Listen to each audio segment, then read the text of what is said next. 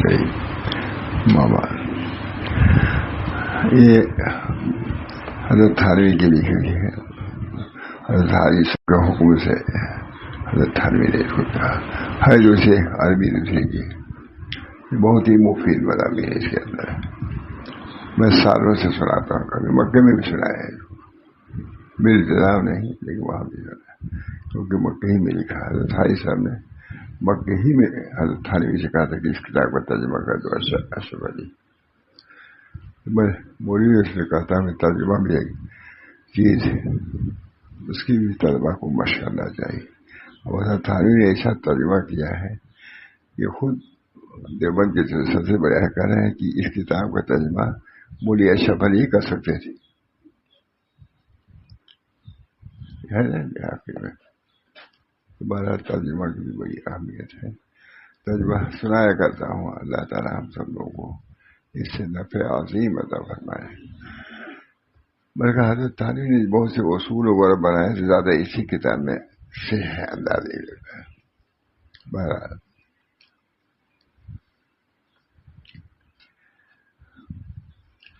فرماتے ہیں عام لوگوں کو بسم اللہ علیہ عام لوگوں کو دو چیزوں کی بڑی ضرورت ہے, سبھی کو ضرورت ہے کہ بڑی ضرورت ہے, علم اور تقوی. علم بھی صحیح ہونا چاہیے اور تقوی بھی, اس کی سب کو ضرورت ہے. حضرت تھانوی نے لکھا بہت عمدہ کتاب, مختصر ہے لیکن بہت ہی جامع ہے. اہل اسباب کو یعنی جو لوگ اسباب کو چھوڑ بیٹھے ان کی بات نہیں, جو اسباب میں ہیں ان کے لیے دو چیزوں کی ضرورت ہے, علم اور تقوی. علم صحیح, علم دین, علم کتاب و سنت بقدر ضرورت سبھی کو حاصل کرنا چاہیے.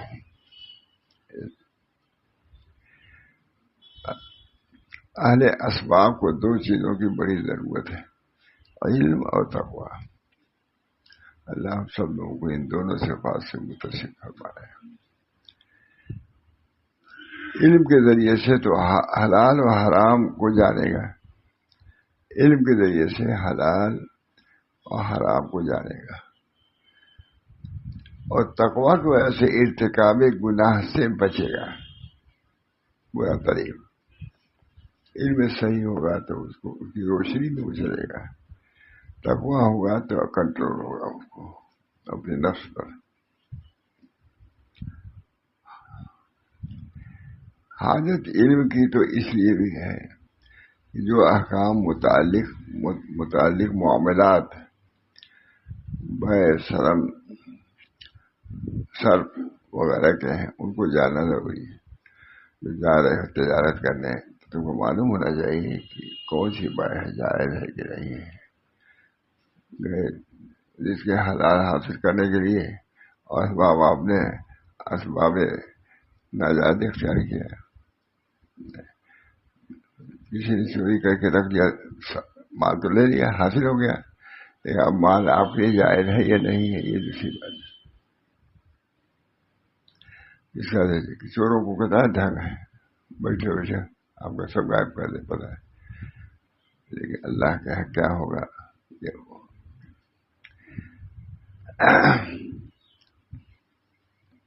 اہل اسباب کو دو چیزوں کی بڑی ضرورت ہے, علم اور تقوی. علم دے تقوی. علم کے ذریعے سے تو حلال و حرام کو جانے گا, اور تقوی کو ایسے ارتکاب گناہ سے بچے گا, گناہ نہیں کرے گا. تقوی رہے گا, روکے گا, ہر موقع پر تقوی روکے گا.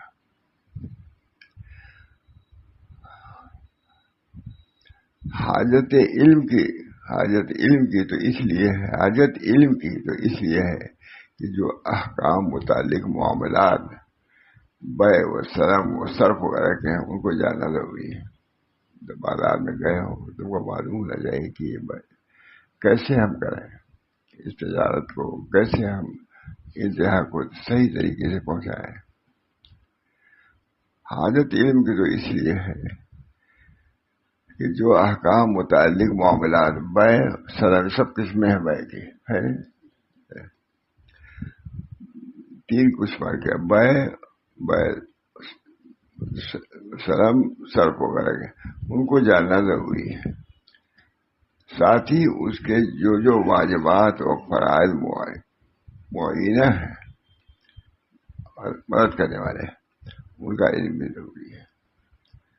اتنا بڑا شرع کا علم بھی جو تاجر ہے اس کو ضرور جاننا چاہیے تاکہ فوت نہ ہو جائے. تاکہ فرائض معینہ ہیں ان کا علم بھی ضروری ہے. اگر نہیں ہوگا تو فرائض بھی چھوٹ جائیں گے. اس وجہ سے علم ہونا ضروری ہے.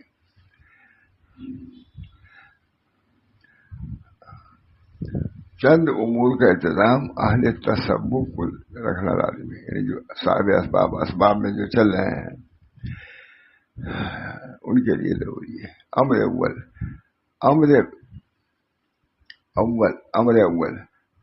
اول امر قبل گھر سے نکلنے کے اللہ تعالیٰ کے ساتھ پورا عزم کرنے کہ اگر مجھ کو کوئی شخص رنج پہنچائے گا تو میں معاف کر دوں گا. یہ سفر کے اعلیٰ اول امر گھر سے نکلنے کے اللہ کے ساتھ پورا عزم کر لیں گھر سے نکلنے سے پہلے کہ اگر مجھ کو کوئی شخص رنج پہنچائے گا تو معاف کر دوں گا. کیونکہ بازار ایسا موقع ہے جس میں جھگڑا بات چیت ہو ہی جاتی ہے. اس بنا پر جب بازار جا رہے ہو تو سوچ لو کہ اگر ہم پر کوئی زیادتی کرے گا تو ہم معاف کر دیں. اب یہ سب چیزیں بھی سوچنے سمجھنے کے ہیں.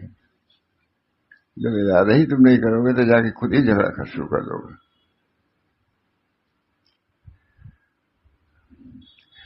کیونکہ بازار ایسا موقع ہے جس میں جھگڑا بات چیت ہو ہی جاتی ہے. اسی بات سے رسول اللہ صلی اللہ علیہ وسلم نے کیا فرمایا, کیا تم ابھی زمزم کے برابر بھی نہیں ہو سکتے؟ اس کی عادت تھی کہ گھر سے نکلتے ہوئے دعا کرتا رہا, یا اللہ میں نے اپنے آبرو مسلمانوں پر تصدق کر دیے, جو چاہے کریں پر اس کا بدلہ نہیں لوں گا.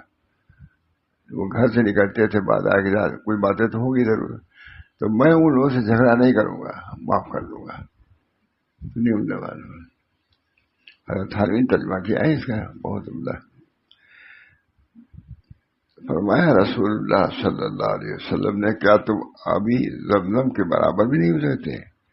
اس کی عادت تھی کہ گھر سے نکلتے ہوئے دعا کرتا, میں نے اپنے آبرو مسلمانوں پر تصدق کر دیا, وہ لوگ کچھ کہیں گے معاف کر دوں گا. یہ بڑی بات ہے. امر دوسرا عمل قبل باہر نکلنے کے مناسب ہے کہ وضو کر کے 2 رکعت نماز پڑھ لیں.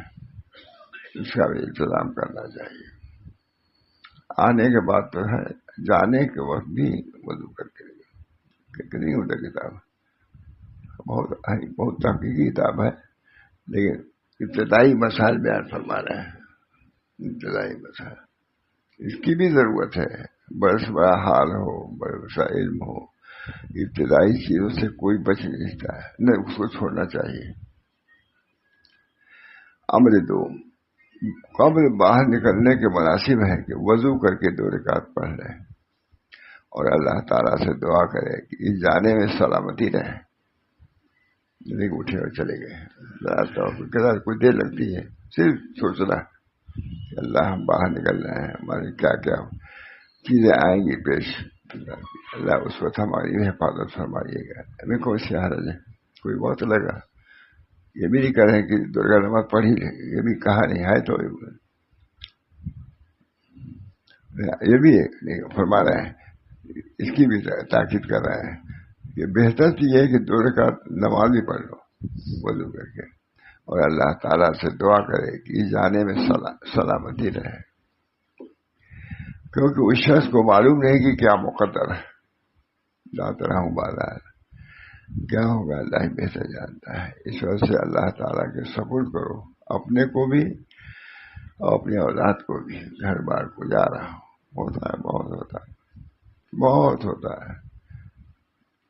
ہمیں بات گیا دفتر, آدمی گھر ہی پہ ڈاکہ پڑ گیا, کچھ ہو گیا, ہوتا رہتا ہے. اور اللہ تعالیٰ سے دعا کرے کہ جانے میں سلامتی رہے، کیونکہ اس شخص کو معلوم نہیں کہ کیا مقدر ہے، معلوم نہیں۔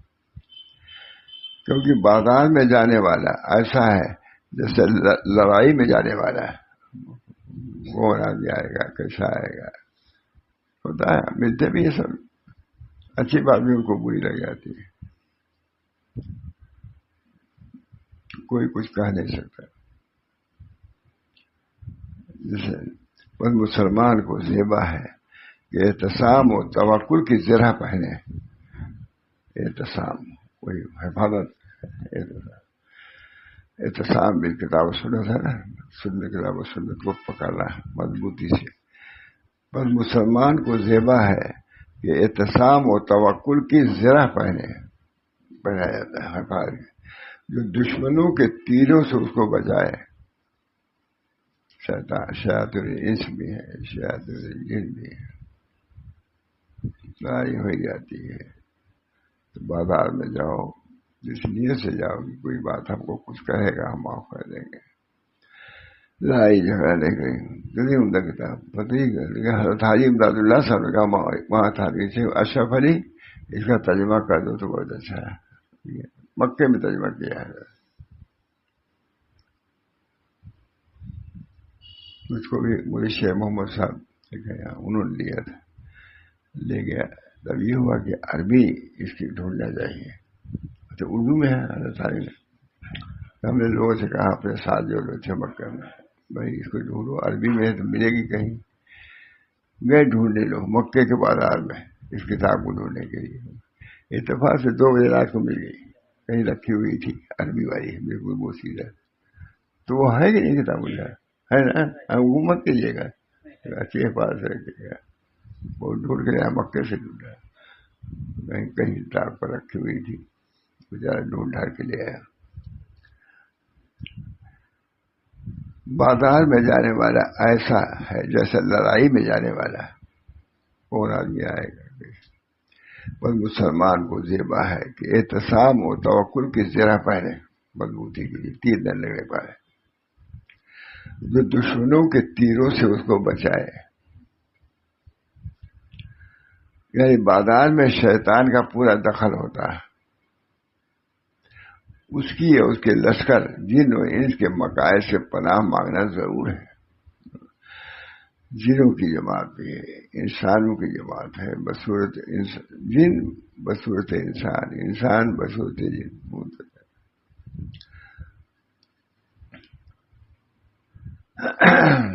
یعنی بازار میں شیطان کا پورا دخل، بات ہر فائدہ لکھ رہا ہے پر، یعنی بازار میں شیطان کا پورا دخل ہے، اس کی اور اس کے لشکر جن و انس کے مکائد سے پناہ مانگنا ضرور ہے۔ کتنے لوگ جاتے اللہ تعالیٰ معاف، ہم لوگ اسی میں جاتے تھے حکیم صاحب کے یہاں دکھانے کے لیے، حکیم عثمانی کے ہم صاحب، اب حضرت کو انتظار، اتنی دیر ہو گئے آئے نہیں، پریشان ہو جاتے تھے لوگ، بازار گئے ہیں لوگ، اتنا ڈرتے ہم لوگ کہتے ہیں بازار گئے ہیں لوگ، یعنی اللہ تعالیٰ صحیح سالم لے آئے۔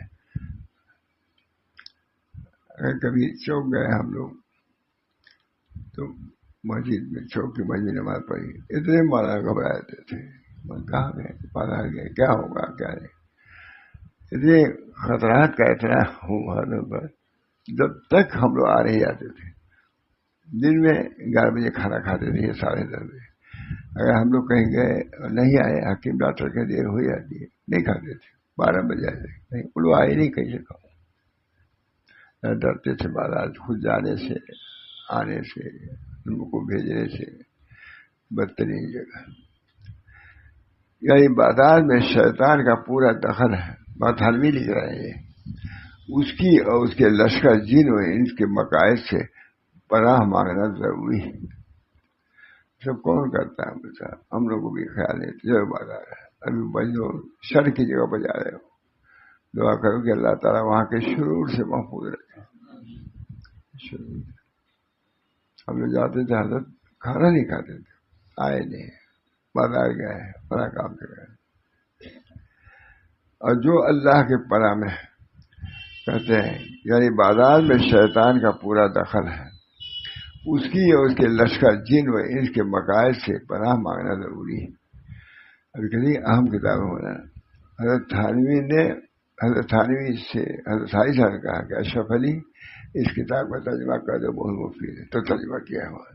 اس وجہ سے میں سناتا رہتا ہوں کبھی۔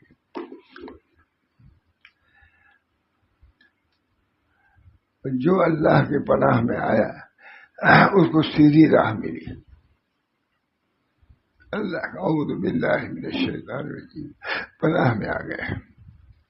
اللہ ہم سبھی اپنی پناہ میں ہمیشہ رکھے، دعا کرنا ہے۔ بڑے بڑے لوگ بگڑ جاتے ہیں، مشائخ کے رہے ہوئے لوگ نماز تک کر دیا والوں نے۔ حضرت بہت سنا دیتے، بہت ڈرتے رہو، جو اللہ تعالیٰ توفیق دے رہا ہے اس کا شکر ادا کرو۔ اور جو اللہ کی پناہ میں آیا اس کو سیدھی راہ ملی، اور جو اللہ پر بھروسہ کرے اللہ اس کو کافی ہے۔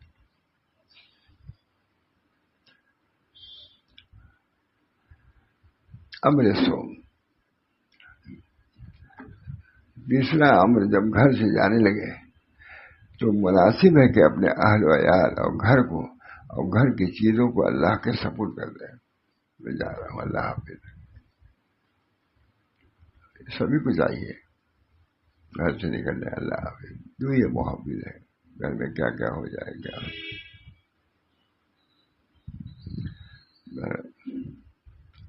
اللہ کی حفاظت اس میں زیادہ ہوتی ہے۔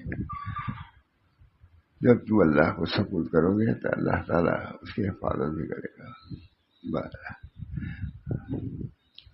اللہ کی حفاظت میں اس کو زیادہ ہوتی ہے۔ اور یہ آیت پڑھے، فاللہ خیر الحافظ وہو ارحم الراحمین، فاللہ خیر الحافظ، اللہ اچھا نگہبان ہے اور وہ سب مہربانوں سے زیادہ مہربان ہے۔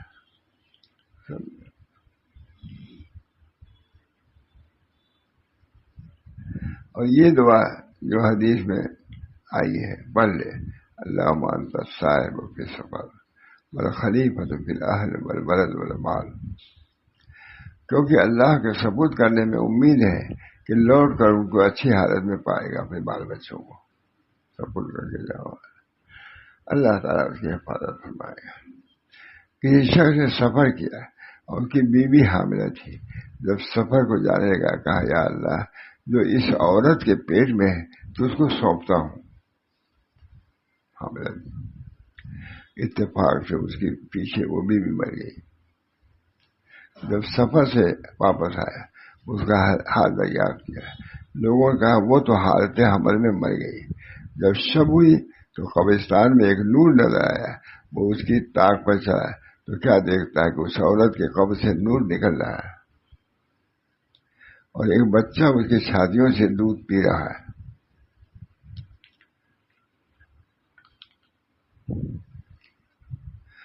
ایک خاتم نے آواز دی کہ تو نے ہم کو بچہ سونپا تھا، اگر دونوں کو سونپ جاتا تو دونوں کو پاتا۔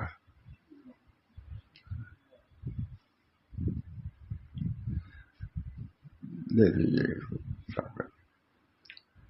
امر چوتھا امر، جب گھر سے نکلنے لگے تو مستحب ہے کہ یہ دعا پڑھیں، بسم اللہ توکلت علی اللہ لا حول ولا قوت الا باللہ۔ کیا مشکل ہے، اللہ ہم سب لوگوں کو موقع پر یاد کر لے، یاد تو سبھی کو اظہار آتا ہے، چلتے وقت بھی یاد رہے۔ یہ اللہ کی حفاظت کے لیے اللہ پڑھ لینا بہت بڑی، سوتے وقت بھی پڑھو، آج تک اسی پڑھا۔ اور بچہ تو نے پایا، اگر دونوں کو سونپ جاتا تو دونوں کو پاتا۔ امر چہاروں، جب گھر سے نکلنے لگے تو مستحب ہے کہ یہ دعا پڑھے، بسم اللہ توکلت علی اللہ ولا حول ولا قوت الا باللہ۔ سب طریق ہے، بچہ سنت کا طریق یہی ہے، سنت کا طریق۔ جب گھر سے نکلنے لگے تو مستحب ہے کہ یہ دعا پڑھے، بسم اللہ توکلت علی اللہ ولا حول ولا قوت الا باللہ. اس کہنے سے شیطان مایوس ہو جاتا ہے، دل سے آنے جاتا ہے اس کے بچوں کے. یہ دعا گویا کی حفاظت کے لیے ہے. برابر جب گھر سے نکلنے لگے دعا یہ ضرور پڑھ لے تاکہ اللہ ہم تمہارے گھر تمہارے بال بچوں کی حفاظت کرے. اور باہر نکلو، پانچواں عمل یہ ہے کہ لوگوں کو اچھا کام بتلاوے، اچھی بات بتائے، بری باتوں سے منع کرے، اور اس کو نعمت قوت و تقوی اور اس کو نعمت قوت و تقوی کا شکر سمجھے جو کہ اللہ تعالیٰ نے اس کو عنایت کی ہے، اور اس ارشاد باری کو یاد کرے. اللہ کا شکر ادا کرے تم کو قوت تھی، ادھر چل کے رہے ہو. آیا الذین مکناہم فی الارض، یعنی ایسے لوگ کہ اگر ہم ان کو قدرت دیں تو زمین میں نمازیں قائم کریں اور زکوٰۃ دیں، نیک باتیں بتلائیں اور برے کاموں سے منع کریں، اور اللہ ہی کے لیے ہے انجام سب کاموں کا. تھالی جگہ بہت عمدہ جگہ ہے. بس جس شخص کو امر بالمعروف اور نہی عن المنکر ممکن ہو اور کسی طرح کا صدمہ اس کی جان یا آبرو و مال میں نہ پہنچے تو قدرت والوں میں داخل ہے کہہ سکتا ہے. کوئی ضرر کا بھی اندیشہ نہیں ہے تو اس کو کہنا چاہیے. یوں ہی اپنے کو فتنے میں نہ ڈالے، لیکن یہاں امید ہے کہ ہماری بات سن لے گا، سمجھ لے گا، عمل کر لے گا تو کرنا چاہیے. ترک بھی نہیں کرنا چاہیے. امر بالمعروف نہیں ممکن کسی ضرورت سمجھ میں ہے. بس جس شخص کو امر بالمعروف اور نہی عن المنکر ممکن ہو، کسی طرح کا صدمہ اس کے جان یا آبرو یا مال کو نہ پہنچے تو وہ قدرت والوں میں ہے، اس کو کرنا چاہیے. اور وجوب اس کے ساتھ متعلق ہے. اگر امر بالمعروف نہیں منکر سے پہلے صدمہ پہنچے یا بعد میں پہنچے کا ظن غالب ہو، اس وقت وجوب ثابت ہو جاتا ہے کہ اگر ہم جائیں گے تو ہم کو لوگ ماریں گے پیٹیں گے، تم واجب نہیں نکلنا. لیکن بات نہیں لکھا ہے سے بڑے اور وجوب اس کے ساتھ متعلق ہے. اور ہرگز امر بالمعروف و نہی عن المنکر سے پہلے صدمہ پہنچے یا بعد میں صدمہ پہنچے کا ظن غالب ہو، اس وقت وجوب ثابت ہو جاتا ہے، اس وقت کہنا ضروری نہیں ہے. اور دل سے برا سمجھنا کافی ہے. اپنی زبان کو، ہاتھ کو محفوظ رکھو، زبان سے برا کر. یہی ہے کہ اگر تم کسی منکر کو دیکھو تو اس کو اپنے ہاتھ سے مار ڈالو. نہ کر سکتے کم سے کم دل میں برا سمجھائیں گے. اللہ تعالی ہم سب لوگوں کی اس کی بھی توفیق بنا. اگر امر بالمعروف نہیں منکر سے پہلے صدمہ پہنچے یا بعد میں صدمہ پہنچنے کا ظن غالب ہو، اس وقت وجوب ساقط ہو جاتا ہے. اپنے کو ہلاکت میں نہ ڈالو. شریعت نے بھی کسی رعایت پائی ہے. امر بالمعروف نہیں منکر بھی اسی صورت میں ہے جب تم کو صدمہ پہنچنے کا اندیشہ نہ ہو، ہے نہیں ماتھا نہیں گرے، اور دل سے برا سمجھنا ہی کافی ہے. امر چھٹا سکون و وقار کے ساتھ چلنا ہے. جب تم نکلے ہو کام کے لیے تو اپنے وقار کو باقی رکھو. ایسا نہ کرو جس سے لوگ کمتر تم کو سمجھیں یا تمہارے اٹھنے بیٹھنے کو کم سمجھے نہیں، بلکہ وقار کے ساتھ رہ کر کے امر بالمعروف نہی عن المنکر کرو. بہت سے لوگ ہوتے ہیں، ہم تو دیکھا ہم نے، بہت بے دیہاتی کر رہے ہیں، جھگڑ رہے ہیں. دوسرے ملکوں میں دیکھا. اب یہ سب چیزیں بھی ملحوظ ہیں تو انشاءاللہ امر بالمعروف نہی عن المنکر کا سلسلہ جاری رہے گا اور انشاءاللہ نفع ہوگا.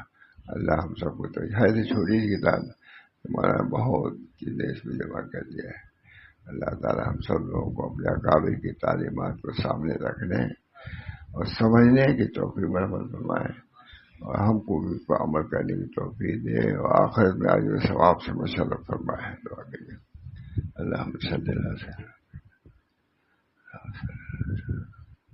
ربنا آتنا فی الدنیا حسنہ وفي الآخرة حسنة وقنا عذاب النار ربنا لا تجعلنا فتنة للذين كفروا واغفر لنا ربنا إنك أنت العزيز الحكيم ربنا لا تجعلنا فتنة للذين كفروا واغفر لنا ربنا إنك أنت العزيز الحكيم ربنا لا تجعلنا فتنة للذين كفروا واغفر لنا وارحمنا أنت مولانا فانصرنا على القوم الكافرين ربنا تقبل منا إنك أنت السميع العليم برحمتك يا أرحم الراحمين بحرمة سيدنا النبي الكريم صلى الله عليه وسلم.